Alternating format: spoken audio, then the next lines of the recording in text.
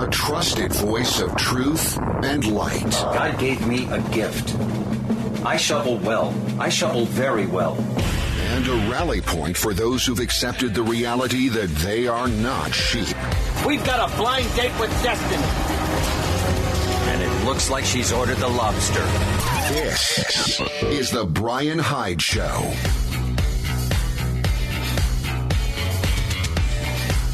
Well, hello there, and welcome to the show. The purpose of this program is not to tell you what to think, but it is to encourage you to think as clearly and independently as possible, because truth isn't something that's handed down to us by someone in authority. You have to go after it yourself. And this is why it's important that we focus on not just becoming better informed, but also who we are and what we stand for. So if you find yourself spending more time proclaiming this is what I'm against, this is who I'm against, it might be time to rethink that strategy. So I invite you to sit down, pull up a chair, find courage and camaraderie among your fellow wrong thinkers, and claim your heritage as a free individual. Our program is brought to you by great sponsors like MonticelloCollege.org, LifesavingFood.com, the Heather Turner team at Patriot Home Mortgage in St. George, Utah, HSLAmmo.com. Also, we want to welcome the Sewing and Quilting Center in St. George as a sponsor, GovernYourIncome.com, and SolarPatriots.com. It's a great list. Got them all right there in the show notes, which you can find at my website. That's thebryanhydeshow.com. I really try to find a good mix of optimistic as well as informative news stories. And, you know, this is one of those days where trying to find something that, what would be uplifting? You know, what would give you, the listener, a sense of, it's tough. There are some tough things going on. We faced some difficult things in the last couple of years, but, generally, things are good. That's a tall order. And there's just a lot of moving parts, and there are a lot of things that feel as though they're just teetering right on that razor's edge of about to spin out of control. So my goal isn't to bring you down here. I don't want you feeling like, oh boy, it's the daily dread supplement. But I feel like we should be taking a close look at some of the issues and some of the developments that directly affect us, or that are setting the stage for future ways in which our lives are going to be impacted. I want us to be on top of things. I want us to be able to stand for the things that make life most worthwhile. But you got to be able to see the world clearly in order to do that. And wow, is your work cut out for you if that's your goal today.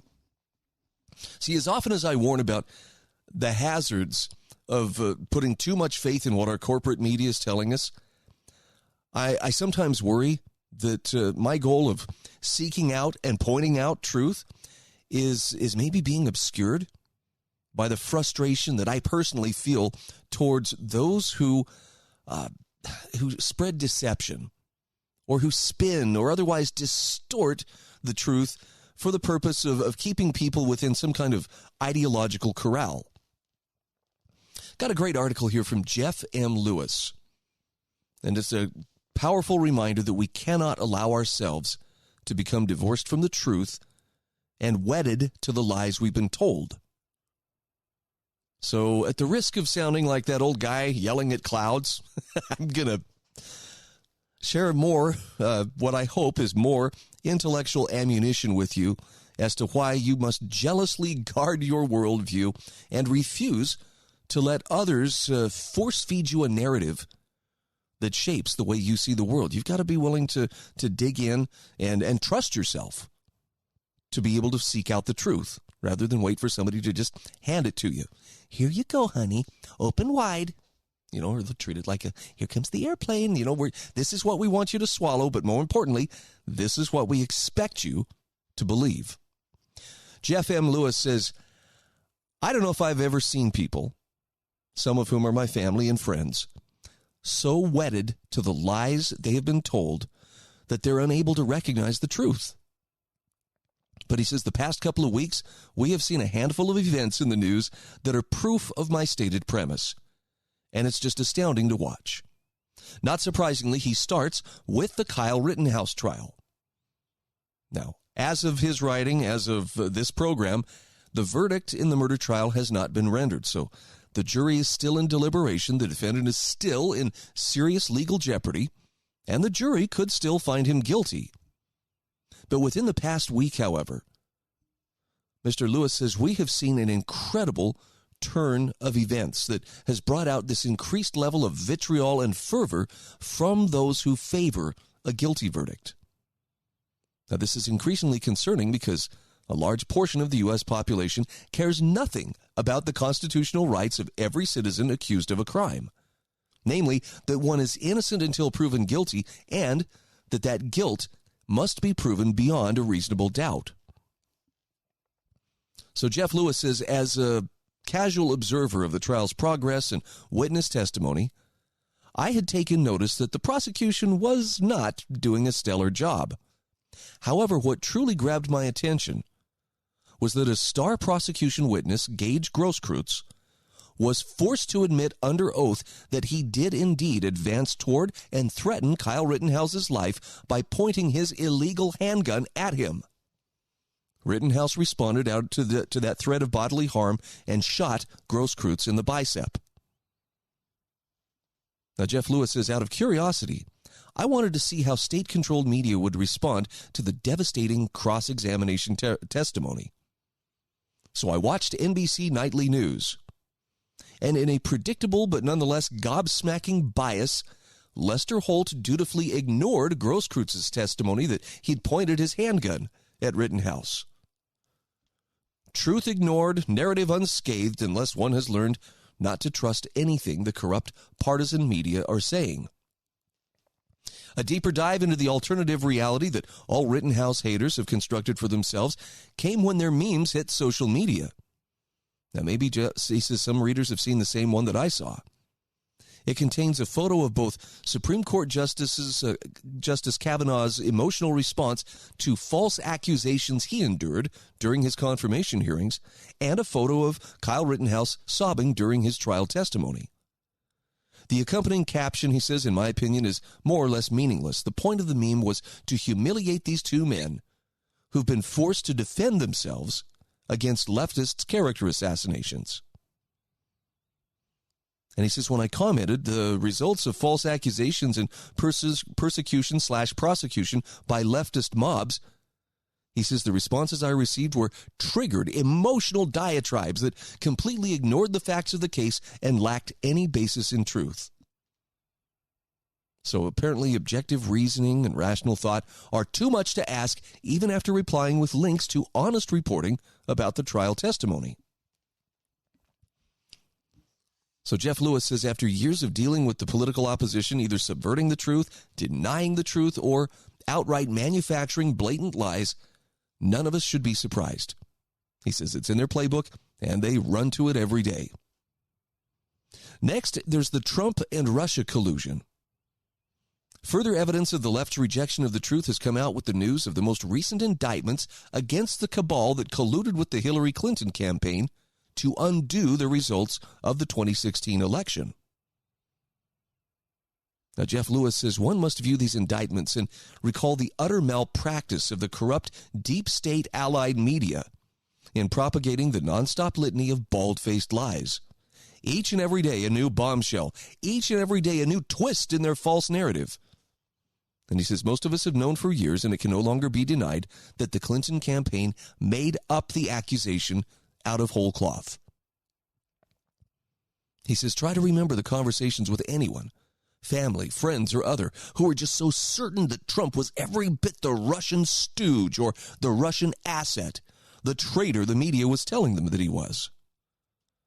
The same goes for with the ad infinitum racist accusations. There was no reasoning. There was no objective discussion, no critical thinking at all. Only the most unhinged and deranged adherence to the lies they'd been told. And the very same discussion could follow about any long list of issues. The narrative begins one way. Dutifully, leftists take actions that has both immediate and long-lasting negative impact on the communities and states impacted, as well as our country. Even when presented with irrefutable truth, there remains a delusional loyalty to the narrative and to the lies that we've been told. Now, I got to tap the brakes here because we're coming up fast on our own commercial break, but we're going to go through a few examples of this, courtesy of Jeff Lewis. And look, the goal here isn't to try to provoke any kind of, you should go out and confront your family members. I mean, Thanksgiving's been awkward enough for a lot of people for about the last 5 years. I wouldn't encourage you. Let's create greater conflict, but there is still a decision you and I have to make. And since improving the world really starts with improving ourselves first, maybe we need to get our own perception and powers of perception and discernment squared away before we go trying to fix everybody else's problems. We'll be back in just a moment.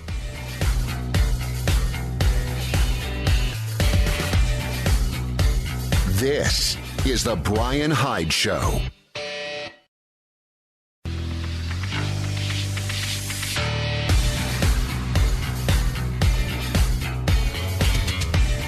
This is the Bryan Hyde Show. Hey, welcome back to the show. And I don't know if I said this before, but again, thank you so much for taking a chance and for checking out this program. Hopefully I'm offering something that gives you a little bit deeper insight and hopefully inspires a little bit deeper conviction to be true to what you know. Our program is brought to you in part by the Sewing Quilting Center in St. George, Utah. Very happy to have them as a sponsor. I've been friends with Eric Alsop for many, many years. And when I heard that he and his wife, Teresa, had purchased the Sewing Quilting Center, I was kind of proud because, as he explained it to me, this is a business that's been around since the mid-1980s. It's only changed hands a couple of times. It's a family-owned business. But sewing and quilting are things that I've seen my mom very deeply involved in.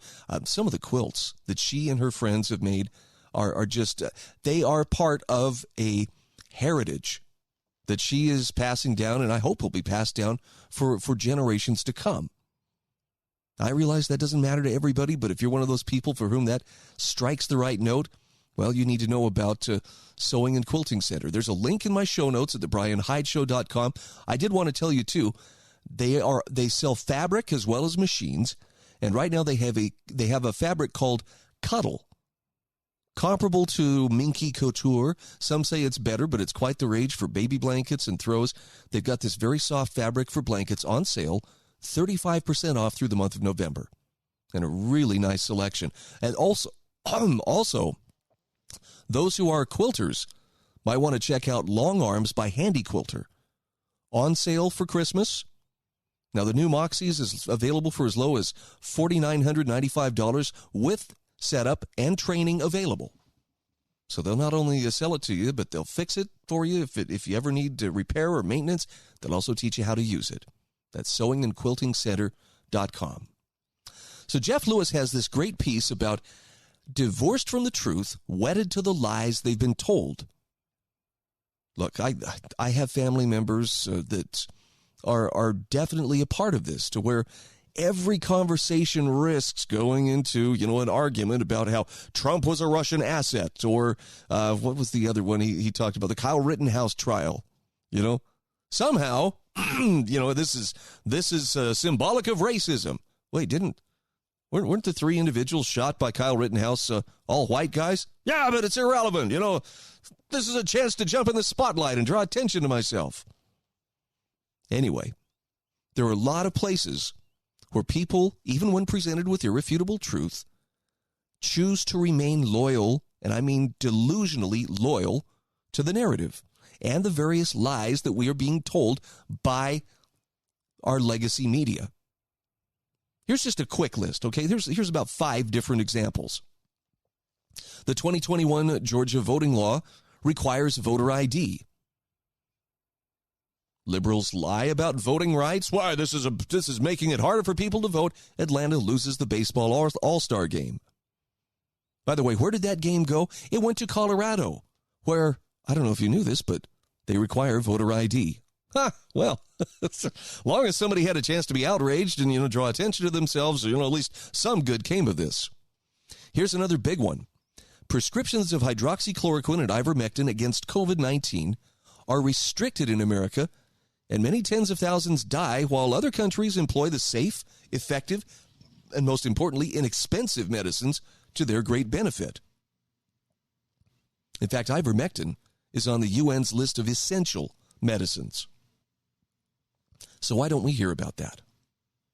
The next example he gives is the out-of-control government spending during the COVID pandemic, continuing at an ever-increasing rate under the Biden administration that's resulted in runaway inflation not seen in decades. But we're being told, we're being gaslighted, well, inflation signifies a strong economy.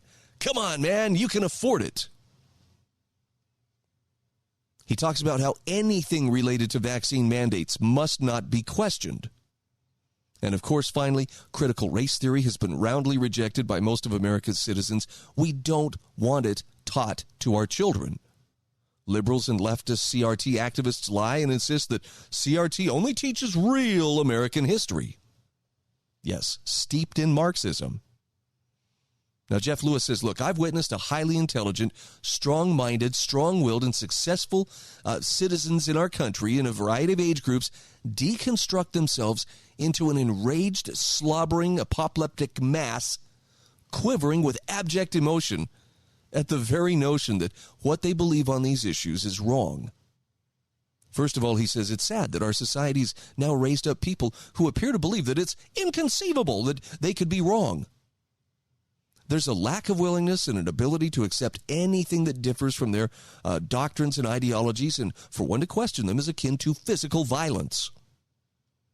Meanwhile, the people who take that dogmatic, hardline stance threaten actual violence and cheer and support when it happens to someone else who is other than they are and dares to think other than they do. Facts be damned, I have my truth. He says, knowing history, one should not have to think too hard to understand we are precariously perched atop a treacherously slippery slope. Jeff Lewis says there can be no other option than to relentlessly present the objective, verifiable truth and to do so with complete accuracy to the extent that one can control it. It's a pitiful sight to behold another family member, friend, or neighbor who's lost all ability to reason, but instead chooses to remain wedded to the long and ever-increasing list of lies that Democrats tell them. And of course, some do so just because they are dishonest and they'll never admit to being wrong. As to those, he says, wipe the dust from your shoes and keep moving. Hopefully for the naive and credulous ones, some of our fellow citizens will grasp the truth before it's too late for them and for all of us. So it kind of leaves us with a quandary, doesn't it? How do we approach something like this? And I've talked about this quite a bit over the years, but if you're new to the show, maybe you're hearing this phrase for the first time. How do you talk to the brainwashed? How do you help the brainwashed see things that they really don't want to see? And I'm not going to pretend that I've got all the answers right here, but I am going to tell you that this is something I've taken very seriously for the last few years. And there is a technique that I learned from Paul Rosenberg that has really borne some good fruit. And so it's in the interest of how do you talk to people who are, brainwashed into thinking, that black is white, up is down. Basically, the ministry of truth has conditioned them to believe a lot of falsehoods. The first step is this, and that is to remember that you and I have been brainwashed as well. Every single one of us has. We've all been raised in and subjected to various systems that have shaped our thinking and conditioned us to see the world in a certain way. And what that means is every person you encounter has been in that swamp of misinformation trying to find the way out. Now, some people don't mind. Some people actually are wallowing in it and enjoying it. I don't know why. Maybe they find a sense of purpose in that. But if you have found yourself trying to slog your way out of that swamp of misinformation, you can probably appreciate the first few times you bump up against the limits of what you understand, it's uncomfortable. This is why people, get violent. This is why they puff up and do this impression of, guerrilla domination when they're not sure how to answer something that is making their mental universe ache. because they're recognizing contradictions. So the answer for this is, first of all, recognize you've been brainwashed too. But the solution is you don't need to beat them harder. You don't need to be more vicious in how you speak the truth. Instead, what you must do is speak the truth with love. Take the hits if for some reason they are threatened by it and they just don't want to hear it. Keep smiling, keep loving them, but above all, let them come to the truth at their own pace. That means there doesn't need to be a winner in any given discussion. And if it's feeling too much like an argument and a shout down, it's okay to say, hey, let's talk about this when we can actually have a conversation, and then walk away. This is the Bryan Hyde Show.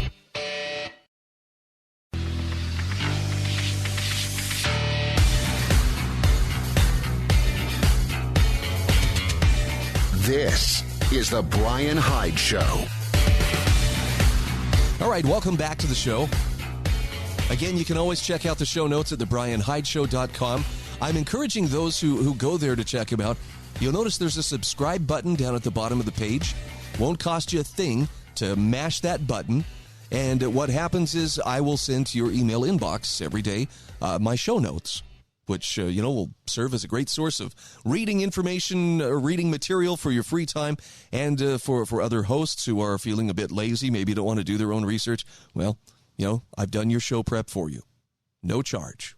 My gift to you. So the buffalo horn-wearing Q shaman, remember the guy with the painted face who was strutting around the inside of the U.S. Capitol on January 6th? I don't know if you heard this, but he was sentenced to 41 months in prison for his role in the insurrection, as we're told it was as it's being portrayed, that is. Meanwhile, the Capitol police officer who killed an unarmed protester faces no consequences whatsoever. In fact, I believe he's actually been put in for a medal of some sort or some kind of award or recognition for bravely shooting Ashley Babbitt. Something's off.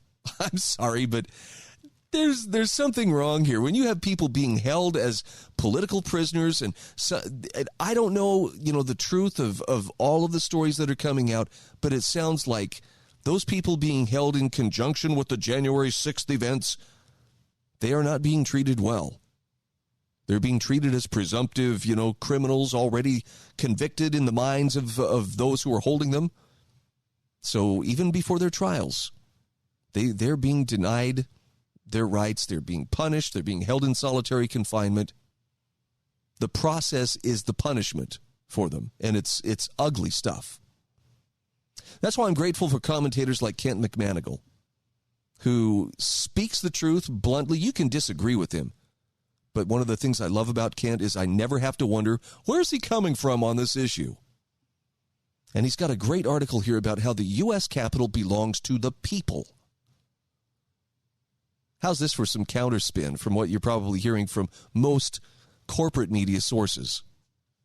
Ken McManigal says pretending the January 6th demonstration was an insurrection is silly. An insurrection which didn't seek to topple any government, which was in support of the sitting president, and where the armed people were all on the other side? Nonsense. On top of this, he says, it infuriates me that anyone could be charged with a crime for entering a building that belongs to the people, not the government, for protesting there. To treat this as a crime, he says, is injustice, and any government pursuing this sort of case against any individual has delegitimized itself beyond repair. It's done. Now, he says, did the demonstrators have a right to be protesting inside the building? Kent McManigal answers, yes, they absolutely did. Well, would you have joined the protest? He says, not a chance. Now, he says, the U.S. Capitol belongs to you. It doesn't belong to politicians. It doesn't belong to the Capitol Police. If anyone's trespassing, it's those Congress critters who are doing things the Constitution doesn't allow them to do. They are ignoring their clear constitutional limits and doing the opposite of what the people they supposedly represent want them to do within those limits. They are the ones who have no right to be on the Capitol grounds. Kent McManigal says, we can disagree over whether there's any point in protesting a criminal government.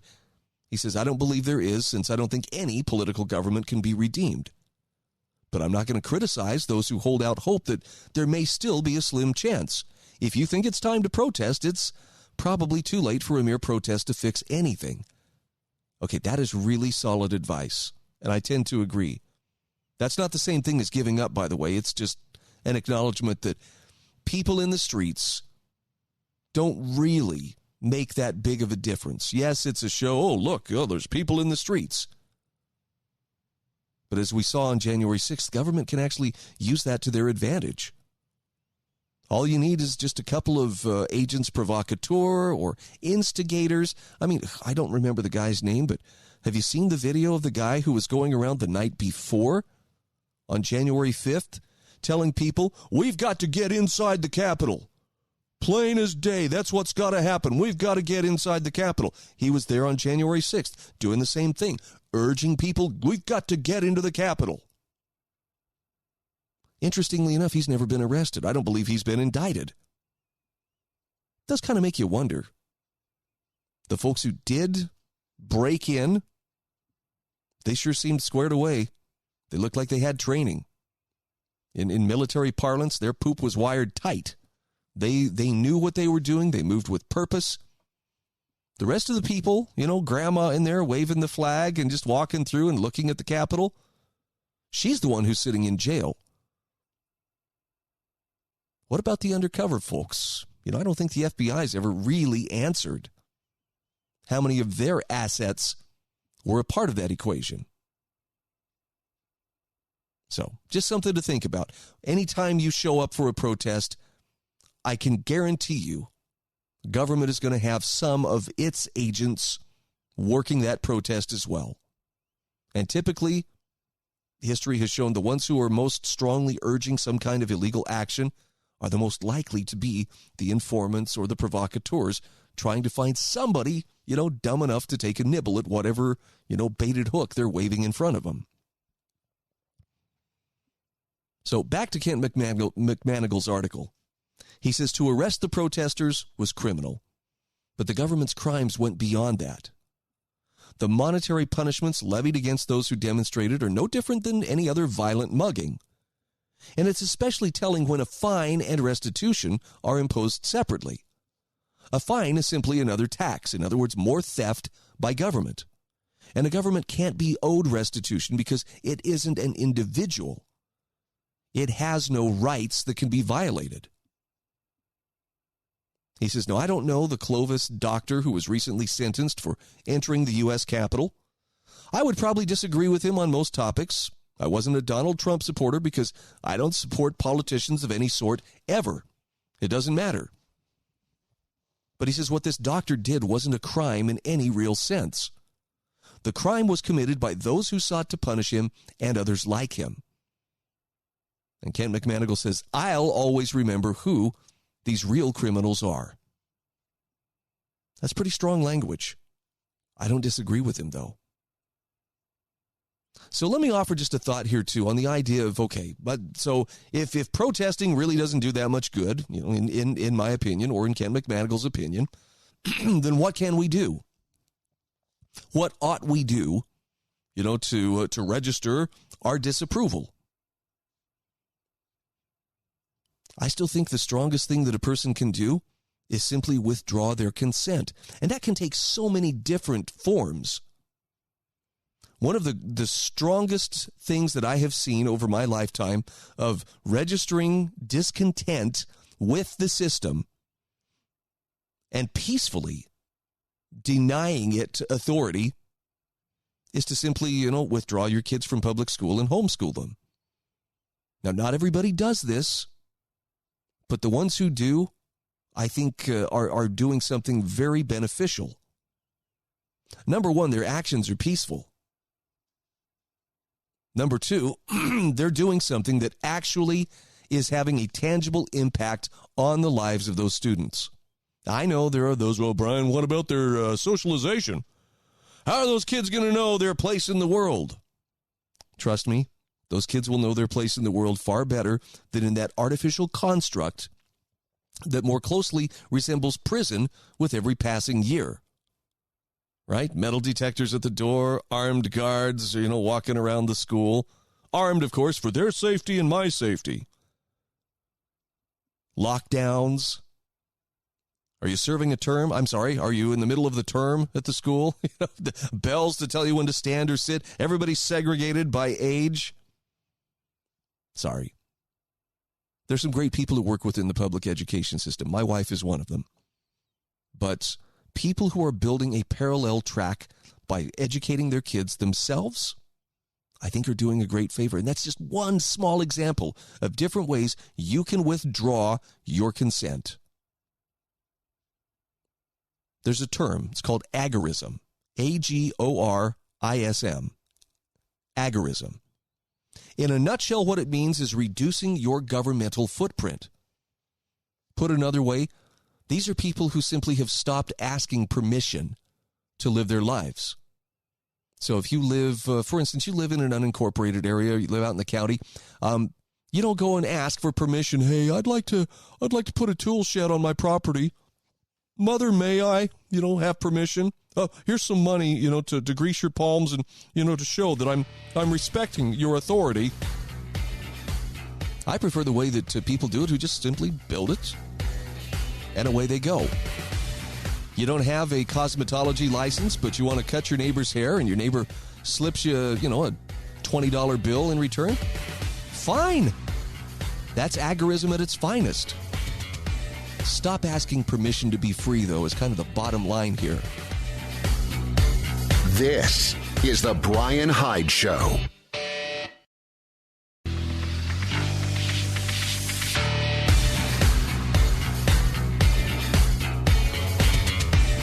This is the Bryan Hyde Show. Hey, welcome back to the show. Got to give a quick shout out here to lifesavingfood.com. Yep, we're talking food storage. This is ReadyWise food storage. Lots of selection, whatever it is you're looking for, whether it be, grab-and-go buckets or you're looking for a complete food storage program, they've got it for you.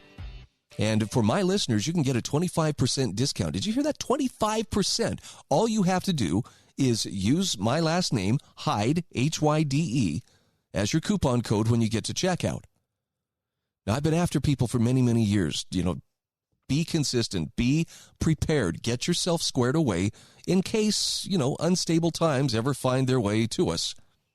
Well, I think we're fast approaching the really unstable times that many of us have seen coming for quite a while.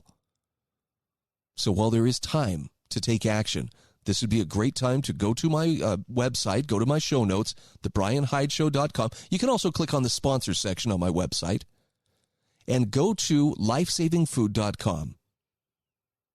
See what they have to offer. If it makes sense, make the purchase, but use that coupon code HYDE to save yourself 25% at checkout. Well, let's talk for a moment about the consent of the governed. I touched on this briefly in the last segment, but this is a phrase that needs to be on the lips of every person who takes his or her freedom seriously. In other words, just because government exists does not mean, hey, you owe us your absolute fealty no matter what, man. You have to consent. And that means that you and I can withdraw that consent if need be.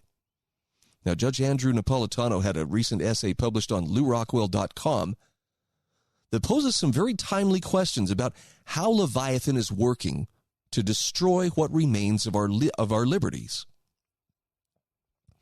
And Judge Napolitano starts with the question, what if the federal government views the Constitution as an obstacle to be avoided?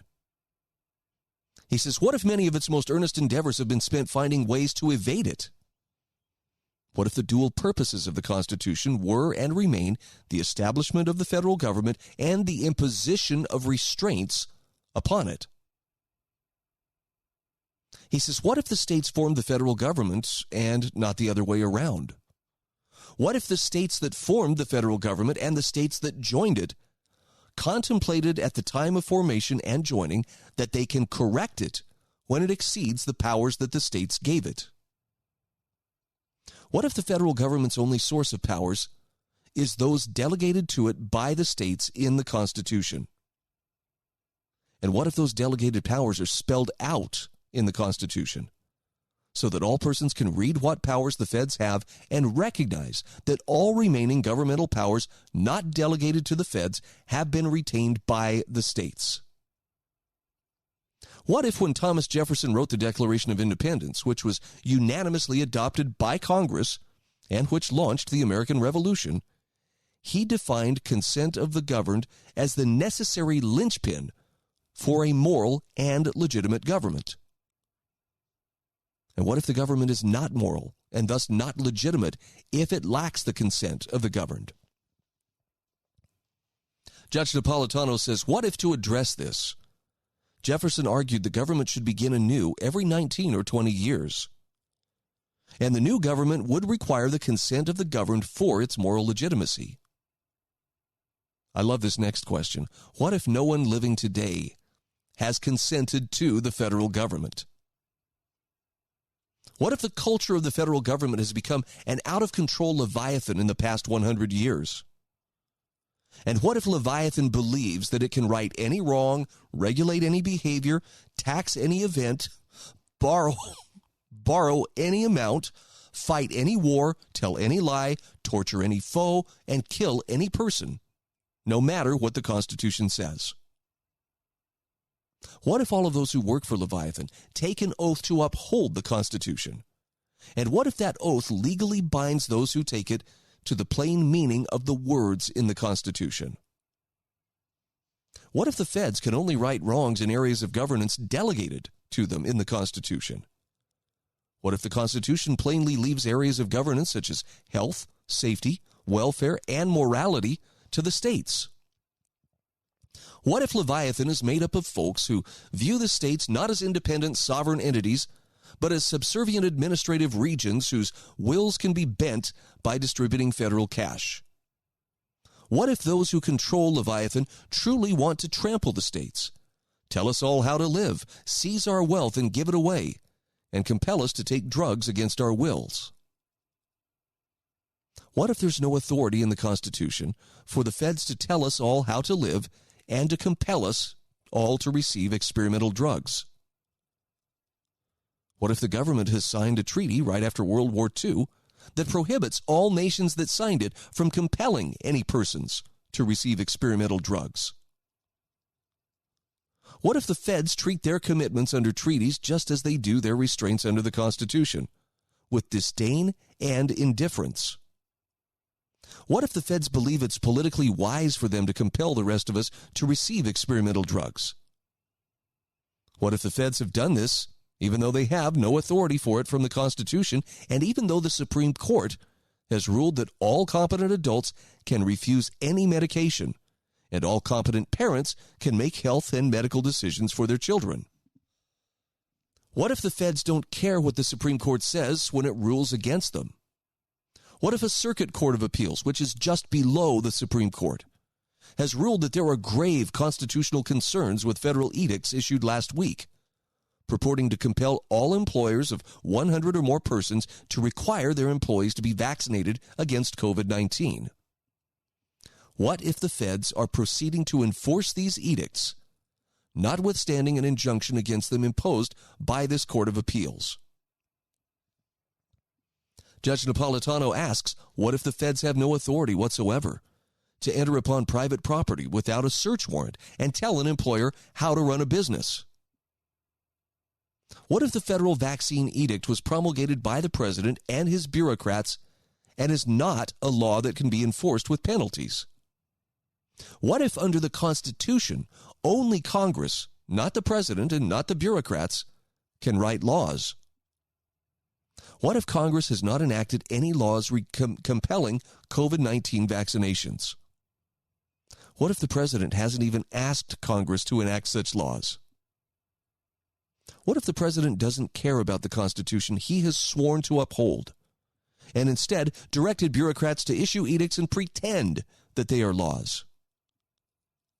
What if it's dangerous for the feds to defy one of their own courts? What if some courageous governors tell their police not to enforce federal edicts?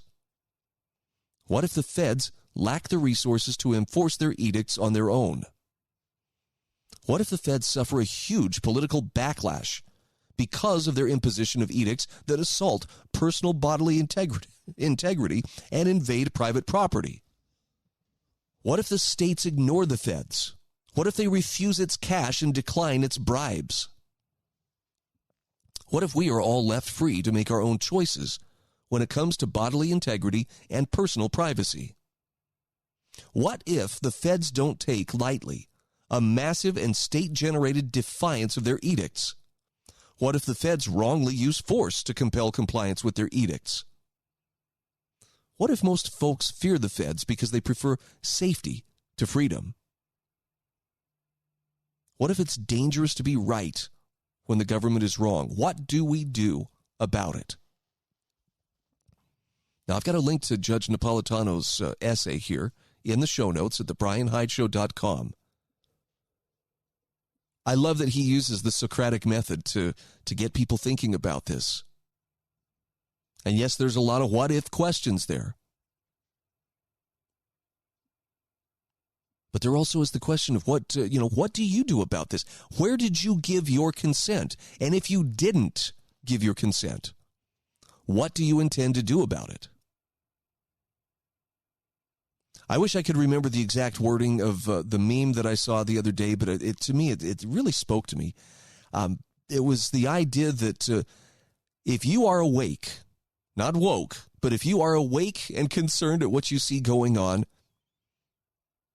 be thankful that God has awakened you and understand that that means there is something that God expects of you because you are awake. I know that's going to be a little metaphysical for some. It's going to maybe feel a little bit scary. What do you mean? God expects me to do something? But I suspect you wouldn't listen to a program like this one if at some level you didn't believe that something is terribly off right now about the direction that our nation is headed. And in fact, most of the world for that matter. I assure you, your powers of observation aren't deceiving you. There is something terribly off. But I'm also here to tell you, with God's help, there is something you can and should be doing to help correct this situation. Find out what it is. This is The Bryan Hyde Show.